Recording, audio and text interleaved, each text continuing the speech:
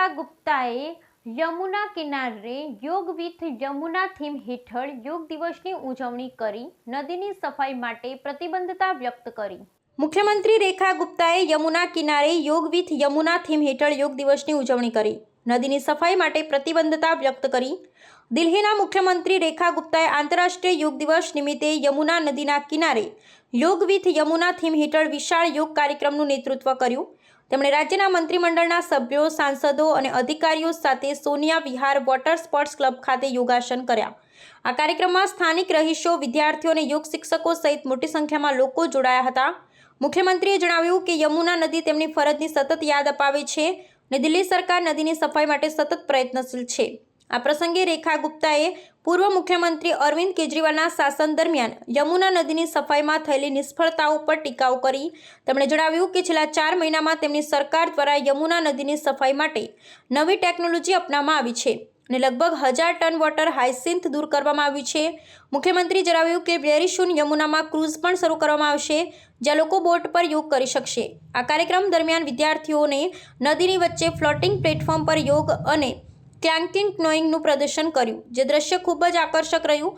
મુખ્યમંત્રીએ યોગને રોજિંદા જીવનમાં આપના માટે દિલ્હીવાસીઓને પ્રોત્સાહિત કર્યા અને કહ્યું કે સ્વસ્થ ભારત માટે યોગ અનિવાર્ય છે।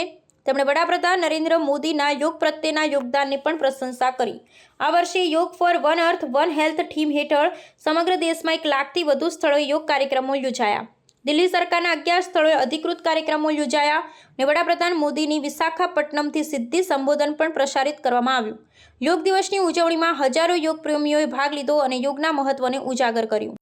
पहले के मुख्यमंत्री होते थे, कभी किसी सामाजिक कार्यक्रम में देखा नहीं होगा, मिलते नहीं थे, जन सुनवाई नहीं होती थी, लोगों से मिलना नहीं होता था। मैं तो रहती सड़कों पे हूँ, सुबह 6 बजे की निकली हुई हूँ, अभी भी 6 बजे से ये तीसरा कार्यक्रम मैं कर रही हूँ। कमला नगर में जगन्नाथ जी की यात्रा थी, जवाहरलाल नेहरू स्टेडियम में ओलंपिक रन था और अब यहाँ। और आज के कार्यक्रम में मेरा आने का उद्देश्य भी यही था कि इसी निमित्त आप सबसे मेरा मिलना हो जाएगा। और योग जो सच में एक ऐसी विधा है जो हम सबके जीवन का हिस्सा होना ही चाहिए, किसी भी रूप में।